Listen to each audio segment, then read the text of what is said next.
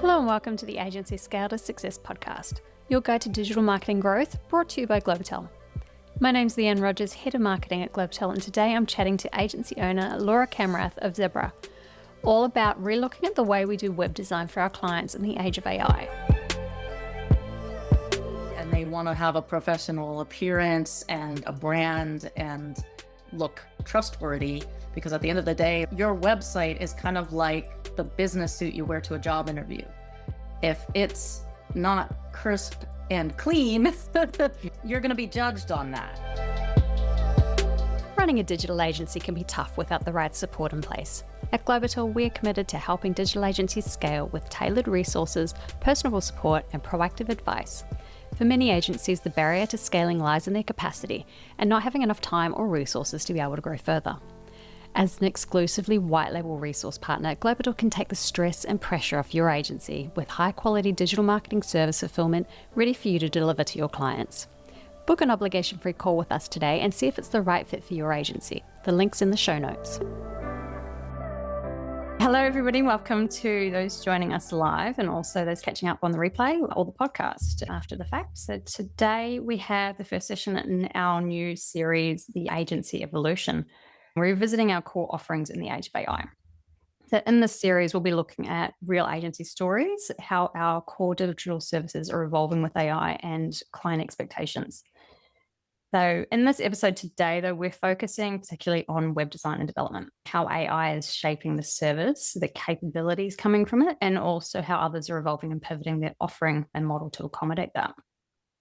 If you haven't already registered for the whole series, I'll send the link out at the end, as well as the replay and any other info that comes from the session. Joining me today, I've got Laura Kamrath, the founder and CEO of Zebra, a marketing and lead generation agency helping cybersecurity, IT, B2B companies grow with AI-powered lead gen systems. So welcome, Laura. Thanks for joining me. Hi, Leanne. Thanks for having me. Look forward to our conversation. Yes, absolutely. You've got a pretty interesting background coming in as a geologist working in the oil and gas sector to digital marketing for tech-based and B2B companies. Can you tell us a little bit about how your agency started and what led you to focus on lead gen in that space? I'm a Pisces. That means if you've ever seen that star sign, it's the two fish swimming two different directions. And that's how my brain works. I'm very much a creative, technical person. I like to do the technical stuff. And I also like the sort of people side and the psychology side and the artsy side. So I'm a bit of a techie creative, I guess. And I always knew that when I was in college. I majored in geology, double majored in French. And then before I left school, I was attending like pre-business seminars. So I just have a wide variety of interests. But I went into the oil and gas industry, started out actually working offshore for Schlumberger on the oil rigs, running drilling tools and well logging. And so I did that for a while and worked in the oil and gas industry for about 12 years. If you know anything about oil and gas, it's very cyclical. So it goes through booms and busts. And I guess it was about 2010, there was a bust. Well, I had ended up getting into more of the business side and doing like more sales and marketing, which, this was pre-social media, and oil and gas is very B2B relationship driven. So it was very sales based kind of stuff. In 2010, they had a downturn and I was in the middle of my MBA. They sent me over to do like salt velocity modeling, geophysics. I was like drawing salt domes on seismic data. And shortly thereafter, or maybe it was before that, I had been involved with the same company doing marketing. And we did this whole marketing overhaul of this small consulting business in the oil and gas industry. Like we did new messaging and tagline, new logo, new entire brand look and feel, new website, new brochure series, a whole like sponsorship strategy, sponsoring events for the company to build their visibility. And I just had a blast doing that. I had so much fun. And it was the most fun thing I had ever done in this very technical industry. And I really loved it. I had a mentor. He was a very much more experienced marketing strategist, and he kind of took me under his wing. But then I guess I want to do what he does. And then I continued working in oil and gas until about 2015. And we had another bust, and the industry tanked, and everybody got laid off. Like my whole sales team, except for one person, got laid off. And the whole industry was in a downturn. So I can't really get another job unless I want to move out of the state. And I didn't really want to move. And I was, okay, why don't I start a marketing business? Yeah. Why not? I mean, isn't that what everybody does? I pretty much got this guy's online course. He was in Australia. Coach Cameron Roberts is his name. You can look him up. But I found his online course on Twitter and ended up subscribing to it. And then I was sitting in the pool area of my apartments, just going through all of his videos, learning all this stuff about marketing automation and how to outsource and all this stuff. It was all brand new to me. So I pretty much self-taught myself digital marketing. And I eventually became a partner with Digital Marketer, and they're one of the top training companies in digital marketing. So I went through a bunch of their courses, and here I am today, 10 years later. Very cool. You definitely see a lot of people shifting in from other industries into digital marketing and coming into it. So it's nice to hear your story there. So industry-wise, AI is changing how we approach digital marketing and service delivery as a whole. AI capabilities are becoming more accessible, and businesses are seeing opportunities to do things themselves and cutting out agency costs where they can. This is something that's been on our radar at Global for a while now. I'm working behind the scenes to do a full company R&Ds into where these services are going, how we may need to take a different approach, and as agencies continue helping provide value in the market and pivoting those services as well, you can keep providing that value even if businesses want to start doing things themselves. So now's a really good time to be relooking at what we can offer, stripping back our core services as agencies and really seeing where we can make and evolve these services into something new or can continue with that value. So when looking at web design in particular, the available tools are developing well. We're seeing a lot of increased confidence in what they can actually achieve, but there's still a significant need for human input. And what we're seeing as a whole is developers and designers becoming more of the validators for AI. So working within the design tools that they've got there, Figma and Elementor AI is something that we've added into our service delivery as well. And pivoting more to that strategy side as opposed to the technical that we've been featured in for so long now. So Laura, with your background in your agency, where are you seeing AI actually move the needle in terms of web design, and what's still just hype for you? I tried a number of the AI website builders like TemWeb or whatever else there was, I forget. I did experiment with it. I tried another one recently that was supposed to, it was a brand new startup company, and it was like a vibe coding thing where you could put in, what you wanted it to look like and, what industry. And then it was supposed to build you out like a whole entire SEO ready website with like the core pages and all this. It was just like everything was just a standardized format, and there wasn't really any opportunity to do like a whole lot of customization, including in like, TenWeb or some of these other builders. You can build a website, but it's just not the best. But, say like I have, or I guess Lovable as well. Like, if you network with a lot of startup businesses, I go down to the Ion Innovation Center at Houston, which is like where a lot of tech startups hang out. And like I've recommended to startup companies there, like to go build themselves a website using Lovable, because they don't have much budget. They're a startup. They just need something that says they exist. Yeah. And they need it live and they need it fast. So like, put something up, make it with AI, you can do it yourself, and you will have a website. Down the road, when they get funding, hopefully, and they want to have a professional appearance and a brand and look trustworthy, because at the end of the day, your website is kind of like the business suit you wear to a job interview. If it's not crisp and clean, you're going to be judged on that. And so people understand if you're a startup business that you're doing the best you can with what you have. But if you're an established company, you want something that looks really good. And I don't think that the builders are there yet for like an established business who wants to project a crisp, clean image that's brand focused. So that being said, I think that you guys were mentioning that you're using it for some of the sort of foundational stuff. At the end of the day, I think to get a really good website, you still need humans involved to do that. What I do use it like super heavily for AI right now is the strategy and site mapping and content writing. So I train custom GPT ghostwriters for my clients before I make a website. And especially because I'm working in technical B2B fields. And if you're selling like some sort of chemical, like I talked to a company sales meeting this morning who does chemical blending, and they make all these chemicals for different applications in like 5 different industries. They have like very expert chemists in-house who are super scientists with like crazy lab coats on, like doing this stuff. I don't know the technical details of how they do that. Yeah.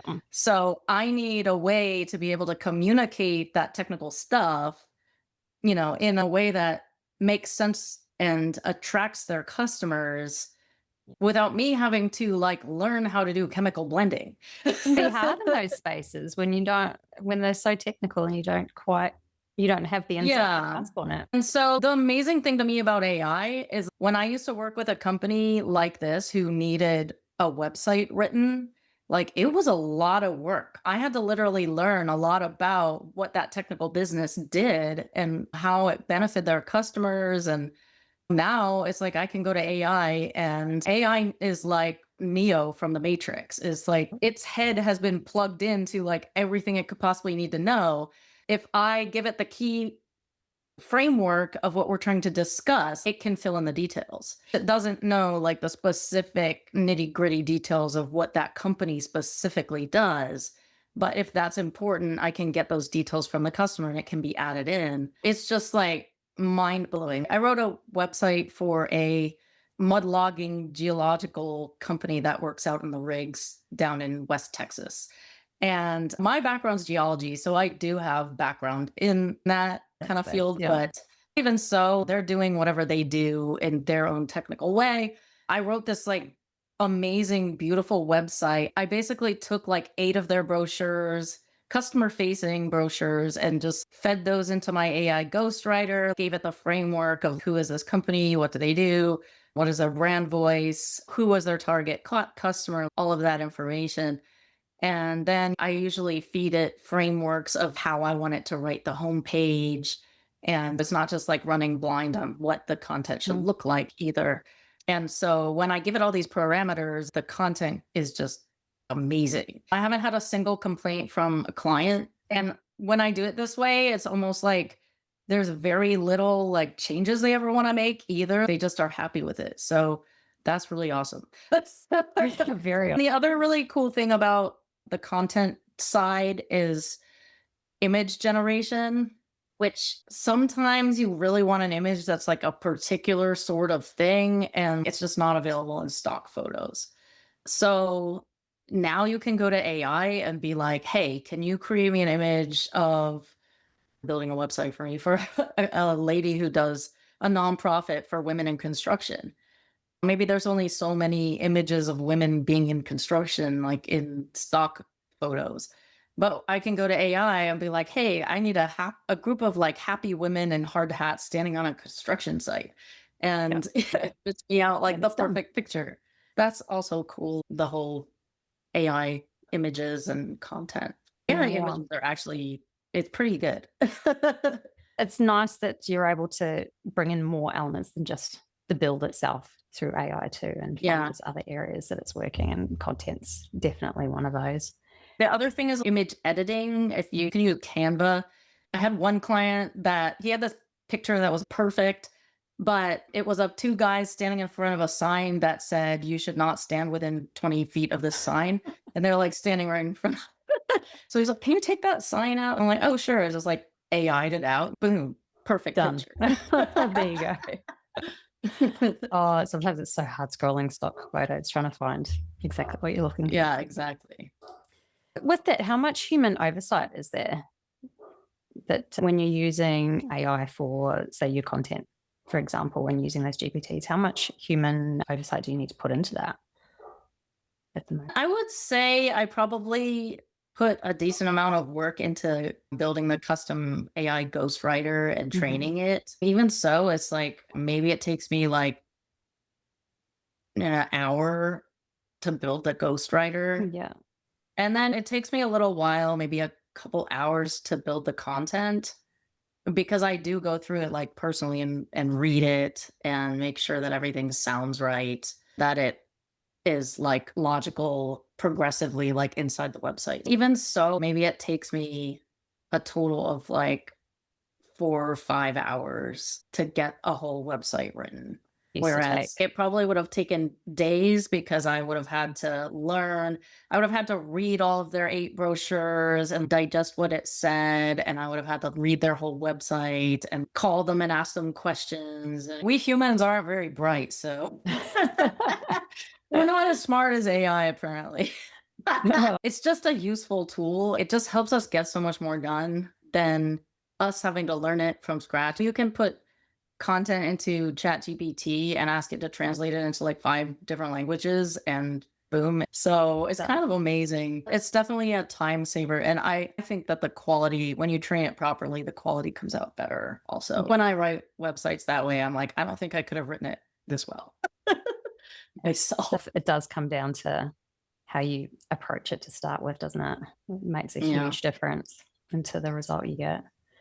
So the website itself has always been the foundation of marketing as a whole. By search heavily taking over traffic, the way we structure web design and content is shifting and evolving to be much more than a separate one-off, once and done service and a standalone entity. So when thinking about web builds now for clients, there's much larger ongoing effort involved to be constantly optimizing as AI search matures, and including regular maintenance to make sure those sites remain where they are, and further advertising options that are connected in along the way with lead gen and other options there. So the scope for building recurring revenue into services that may not have always been as connected is really expanding rapidly now. With a lead gen and automation focus, especially in your agency, what are some other ways that you're finding building at those or transitioning those website builds into recurring revenue through your current options that you've got? I still do tend to sell a website as a project. I collect like 50% down, 50% in 30 days, usually pairing that with other services, particularly integrating the website with a CRM. I'm a high-level agency partner, whatever they call that, SaaSpreneur. I really like high level, and I used to be a Keep certified partner, but you can set up all the web forms, lead magnets, even AI chat on the website that, is handled on the back end by high level. So say somebody fills out the contact us form, instead of it just like going into an inbox where nobody remembers to check it for 3 days, it can automate a text message to somebody at the business. Somebody has filled out the contact us form. Here are all the details. Like you can literally put all of the information that was in the form, so it sends it to them in an email or text message and notifies them to follow up. You could also then immediately automate a nurture sequence. So if somebody has just made an inquiry from the website, you don't want to just be like, well, that's nice. That person should be added to your marketing list. They should be receiving emails, possibly text messages in the beginning. If they've made an inquiry, you ask them to book a call. Maybe you send them a couple emails within the first week in a more rapid fire sequence, trying to get them into the next step. Like, hey, we noticed your inquiry. Somebody will be right with you. Or maybe they downloaded a lead magnet. Somebody downloads a lead magnet, like everything you ever wanted to know about web design. Then you want to immediately hit them with a quick nurture sequence talking about why the web design services you offer are going to be the most amazing thing since sliced bread, or asking them to take the next step, which is maybe to schedule a consultation or whatever that next step is with you.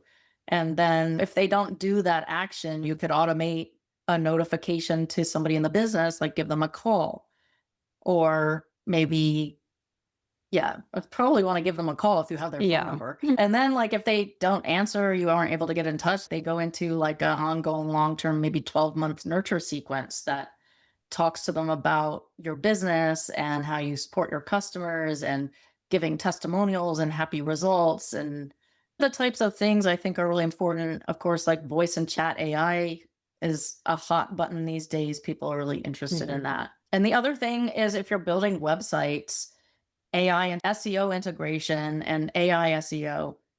And if you can build them a website that's already optimized for SEO, because either they're going to get it built that it's optimized for SEO, or they're going to have to go back and do that later, perhaps. I have clients who are like, just give me one service page with all of the services, all of my 10 services on the same page. I'm like, well, that's not going to help you with SEO.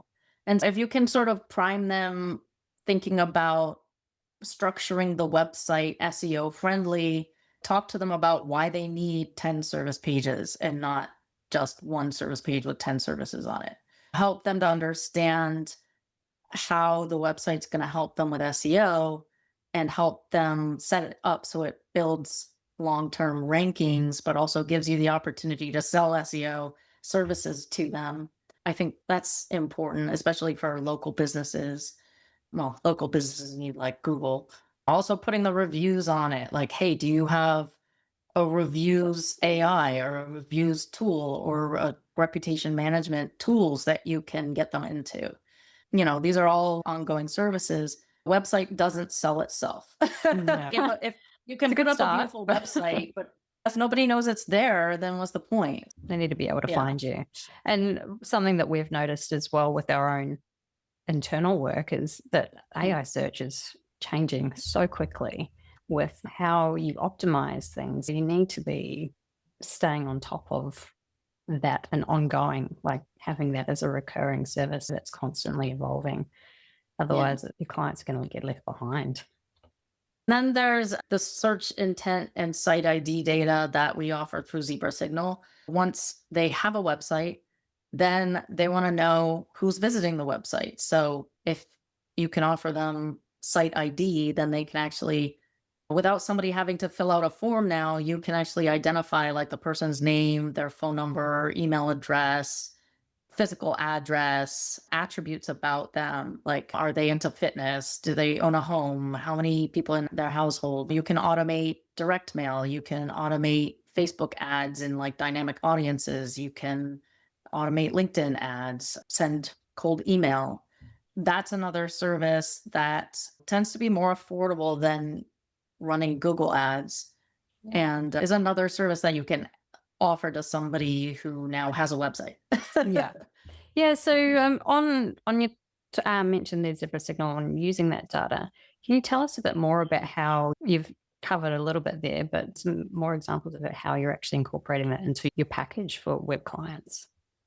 I'm selling that both as a SaaS. So basically, I talk to a lot of enterprise companies who are like, well, we have our own internal marketing division. If they just want data and they want their own team to set it up, I just can sell them the data through a subscription to that tool. If they want services, then the types of services that I'm offering, you can integrate it with your CRM. It integrates directly with High Level. Otherwise, you can zap the data to any CRM that you want. With High Level, you can actually add them to a contact list in High Level, and then you can add that list to Facebook ads. So you can actually run Facebook ads to the dynamic audience of people who are either searching for what you do right now or have visited your website. Obviously, people who have visited your website are probably a little warmer than people who are just randomly searching around the web. So you could choose to have like multiple different ad campaigns based on, are they like a visitor to the website or are they just searching around the web? You can send cold email. I have a email warmer that I use. That's an AI warmer called Real Wave AI warmer that I use in high level to warm 5 email domains in there and then warm the domains. It takes about 6 weeks so that the emails go into the inbox and not into spam. And so you can set this like omni-channel marketing system up where, you're getting the leads and then they start seeing you everywhere. So now they're seeing you in their email inbox. They're seeing you in their Facebook or LinkedIn ads or both. They're seeing you, they're getting direct mail from you. And all of a sudden they're like, wow, these guys must really be something because they seem to be everywhere. Everywhere. And so that type of service is better for, I would say, high ticket customers. It works well for the B2B companies like cybersecurity because one client for them could be like $20,000 to $100,000 sale.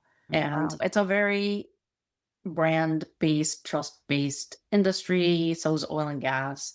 But one sale could be worth like a heck of a lot of money. I've had proposed it to other companies. Like I had a mortgage insurance guy who would get like $1,000 commission for each insurance app that he sold. The kind of input costs of the campaign was a little high for that because you have to cover the cost of intent data or search ID data, plus the ad cost for the Facebook ads, plus direct mail. Direct mail gets kind of pricey.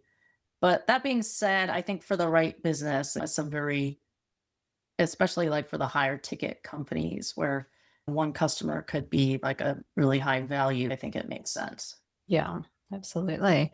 You mentioned the trust-based businesses there that you're working with, so the cybersecurity, the IT. So how do you manage or navigate the security and privacy side of implementing AI into their UX and their web builds?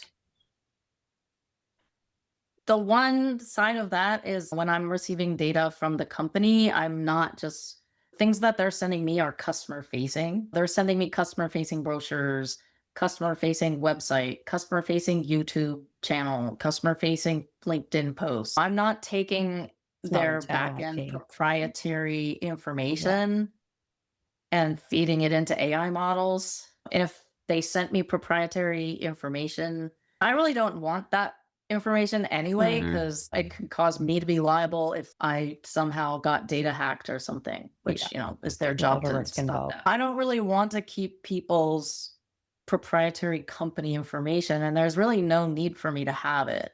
Mm. Doing is for customer facing purposes.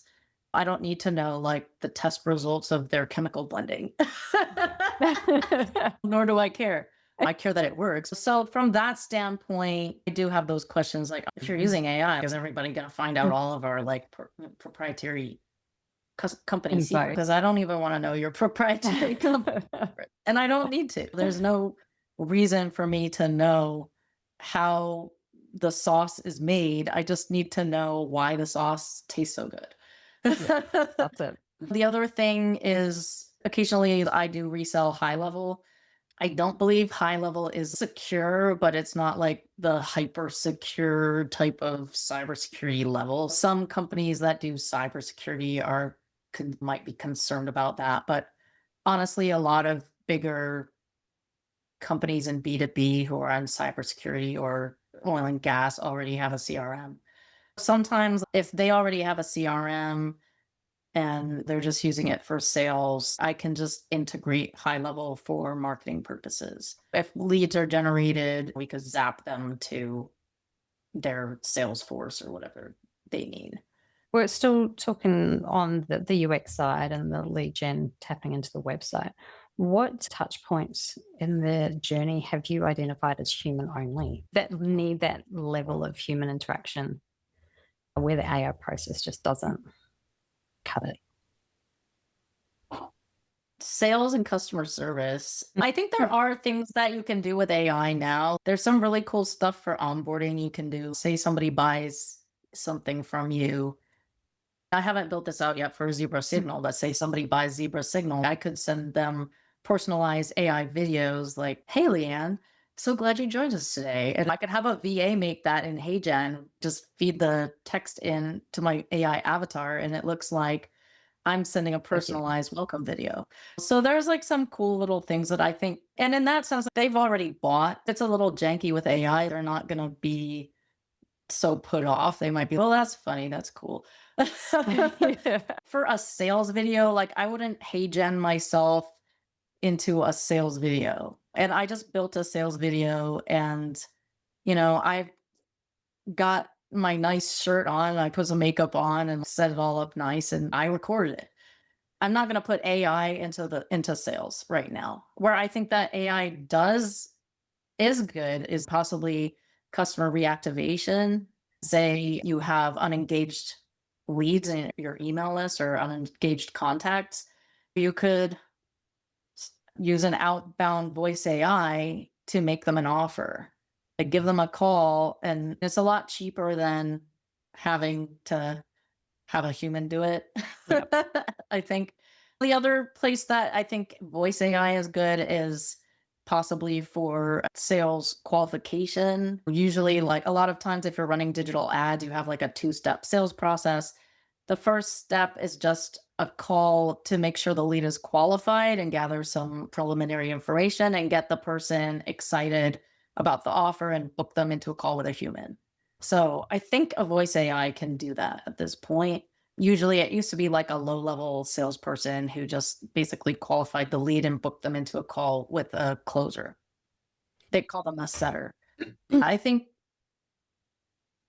and that really probably depends on your market. Some markets that's probably acceptable, and some markets it's just not really the right feel and it'll turn people off. So I think you just have to really understand your market and the options available for how you're going to use AI and what's going to be acceptable to the target customers in that market. Has AI changed the way that you sell your websites to clients and through your marketing options at all? Or the way you pitch it and set it up? Actually, I'm building all of my proposals now in ChatGPT and Gamma. I used to use Proposify, and I haven't unsubscribed from Proposify, but honestly, like I'm just not using it anymore. What you could do in Proposify was set up like pre-designed sections. So you could have an SEO section and an SEO pricing section. And then if that's what the customer needs, you drag it in. But honestly, every time I would build a proposal that way, it would take so long just because I'd be like, I don't know, like the generic option that I had isn't really exactly what they need. And then I'd spend like hours like editing the templated proposal, and I would get sick of making proposals. I was like, oh God, this is like the worst thing. And I'm like, I should be excited. It's a proposal, but it's like gonna take me 3 hours and I'm dreading having to do it. But now I'm building out in ChatGPT. I give it all the details. I train it with a background. I come up with the scenario. I look at the market opportunity for the customer, the offer, the anticipated results for the customer in terms of revenue, customer acquisition costs, whatever it is, the numbers that they're going to care about for why does this make sense for me to spend this money? And then any use cases we can share, case studies, anything to help them visualize how this is going to transform their business. And then I asked ChatGPT to build this into a Gamma ready proposal for me. I don't know if you've used Gamma. Not personally, no. I just copy the proposal out of ChatGPT and just paste in the text into Gamma and say go, and it just goes like and like voila, a proposal looks awesome. It's amazing. It is just amazing. It has transformed my sales process because, like I said, just before there was just no way getting around how long it took for some reason. And I'm sure that's a little bit because I was customizing things probably too much. But now you can customize it without having to worry about the fact that you're customizing it, because I can build like a highly customized proposal for a customer in like an hour or less. Makes it much And easier. it looks really great. The customers love it. They think it looks nice. And plus, like when you show a client a proposal that is made just for them, and it's quite clear that it's made specifically just for them, it's just easier to close because it feels Mm. more personalized. And you can add in the stuff that you know that they care about. And so, of course, it looks a little AI. They can tell it was done with AI, but I mean, people think AI is cool. So I think they do. That's it. Have you had any pushback from potential clients or prospects when they just come in for, say, a website and we're trying to move them into recurring services post that for their marketing? I think it really depends on the business. Some of the companies I work with, because they're in B2B, especially in oil and gas, very old school, they think that the only way to grow the business is that you need additional salespeople, and those salespeople just need to call everybody. Yeah. So I think that perception is changing as younger, new people move up in the industry. I think people are more receptive now, more and more, that like they do need a strong digital presence and online presence. Whereas I think the older people who are not, like I was saying, when I started out in the oil industry, it was 2004. And when I worked with that one geological consulting company doing that big marketing overhaul, that would have been probably around like 2007, 2008. And I guess Facebook came out in 2004. And LinkedIn wasn't even around yet, I don't think. I don't even know when we got LinkedIn, but it was not like doing digital Wasn't what it marketing is in now. oil and gas back then just wasn't a thing. They knew they needed a website, but that was pretty much the end of it. They didn't do any digital marketing. And so since then, we're now like 2026. I guess we're like 20 years later. I don't know how that happened. But fast forward to today, like more and more people, it's not always that they want to generate leads online so much as you're going around saying, well, we're the best, this company, and your website sucks. And when people go Google search for your type of services, you don't come up. And the last post you made on LinkedIn was 3 months ago. It's like, are people going to really believe you when you say we're the best at what we do? It's the credibility factor is just not there when you're not on top of your game online. And I think and when you are on top of your game online, people are going to see you and they're going to have a more trustworthy opinion of you, because the more we see something, the more we tend to like it. So if we're seeing if we're seeing the company online and we're in the market for that service, we're more likely to say, hey, call these guys. They're good at that.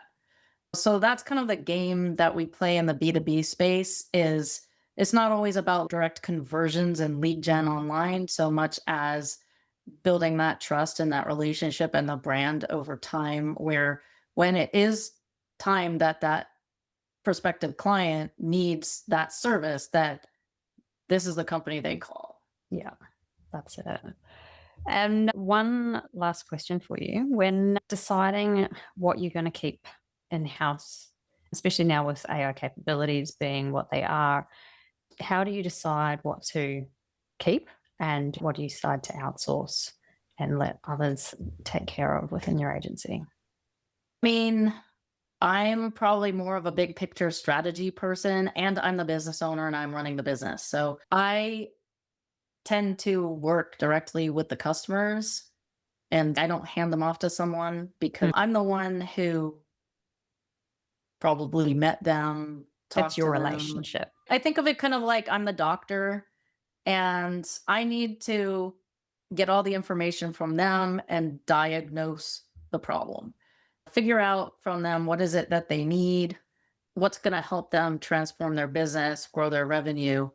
And then once I develop the plan and I know what they need, then I try to outsource probably as much as I can, because if I'm like building a website, I'm not doing sales. If I'm building email campaigns, I'm not doing sales. And I'm guilty of this. Well, I can't just get this done real quick and I go do Oh, it. we all are, I think. I'm realizing more and more, honestly, that I really need to quit doing that because there's only one of me and there's lots of people at Globusol. Yep. There's lots of experts who like build really good email campaigns. Honestly, when it comes to landing pages built in high level, that is not my favorite thing to do, nor am I great at it. I'm like, Recognize there's it. just like things I don't need to be doing. And nor do I enjoy it. I don't enjoy sitting there. I will probably be swearing at my screen. It's like, yes, I can do it. I mean, I can do that stuff, but there's no reason for me to do that stuff because what I need to be focusing on is managing the customers, doing sales, making sure that the strategies are in place correctly for the clients, and also like showing up for my Facebook Live, LinkedIn Lives, webinars, and my own sales visibility and marketing outreach. It's hard to get all of that done if I'm doing the technical work. And Yeah. I talked to a friend recently who really, really good at SEO. He does SEO himself. And he was also building his clients' websites himself. I'm like, why? And I introduced him to Globutol because you don't need to be doing that. Maybe you're really good at SEO. Focus on that and have Globutol build the websites. It is so much time. And it's, I honestly don't think that people who've never built a website have any inkling of how long it takes to do that. Yes. So I think they don't have an appreciation for it. Like, why does it cost so much to build a website? Well, A very long time. have you ever built a website? Yeah. But, I think they always say you do the things that only you can do. Like, who's they? I don't know, like people. I used to go to eWomen Network. I think Sandra Yancey said that. She was an eWomen Network lady.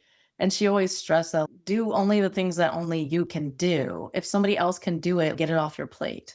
Which is really true. I think it's harder when you're earlier stage in the business because you do have to worry about cash flow. How much is it going to cost to hire somebody to do it? Or can I just spend 4 hours and knock it out? But there is a balance between how much you can't scale. You're not going to be able to get in enough more customers to cover for you to be able to grow. There's always going to be a ceiling. So I think you just have to make sure that you're charging enough, first of all, to be able to hire someone. And there's a lot of people that I've seen through the years who it's like, well, how much are you charging? Oh, well, that's not enough. It's like they don't charge enough because they want the business and they think they're going to get the business better if they keep their prices more reasonable. But at the same time, it's like the thing that I find helps you get the business better is not necessarily lowering your prices. It's niching down so that people see you as an expert in what you do for people like them. If I niche down into cybersecurity companies and they say, well, who else have you done this for who's like us? Oh, well, here's this big long list of other cybersecurity companies that we've helped in this way. So that's what helps you be able to raise your prices is niching down. They say the riches is in the niches. And sometimes it's hard because, well, I've been in oil and gas for a long time, so I still work for them. But they're honestly not as good as a prospective customer for me because they just don't value digital marketing like I want to do as much as, a cybersecurity company or IT company who knows they need like Google ads and SEO and lead gen. That's why I focused into that niche, which is a newer niche for me. I think that's really how you grow the business is you niche down and get yourself out of the technical work by hiring a company like Globutol who can take care of that stuff for you. And you guys do a really great job. I've been very happy with the services I receive. So I'm glad. That's what we honestly, aim to do. That's one of the other things that's the hardest thing about growing a marketing business is finding the right team because that probably is what took me the longest in my company was to find good outsourced support because freelancers is just not the right answer, because I had a great woman doing Facebook ads for me who was in the Philippines one time, and she's doing an excellent, amazing job. And all of a sudden, oh, hey, I'm joining the military, so I can't work for you anymore. I'm like, no. It's very uncertain. You've got that element of risk there that they are going to leave. You've got that one person or small group. Yeah, I think working with an agency is much better because if she goes off and joins the military, there's someone else, or Wilbatal would hire someone else to take that place. You wouldn't be left without services. It's just that learning curve of how to brief it to somebody else, and so you can take it off your plate. Once you get that, it's a lot easier. Well, thank you so much, Laura. This has been a really great chat. I've really enjoyed hearing your stories there. A couple of things that we have. So we've got 3 months of free WordPress maintenance on any new maintenance projects that you may have for clients. That is available to everyone here. And we've also just launched our Webflow product for web design. We're doing 25% off scoping at the moment for February, March. And also how to connect with Laura if you've got any questions for her. And you can find my website at zebra.ai, it's zbra.ai, or connect with me on LinkedIn at linkedin.com/in/L-Kamrath. That's L-K-A-M-R-A-T-H. Awesome. So thank you again, Laura, for joining us. And thank you everyone for attending. Thank you for having me. I enjoyed being a webinar today. Thank you. That's it for today's episode. If you'd like to chat to Laura or us at Globotel, you'll find the details in the show notes. If you enjoyed the episode, don't forget to subscribe and leave a review so it makes it easier for others to find us too. Until next time.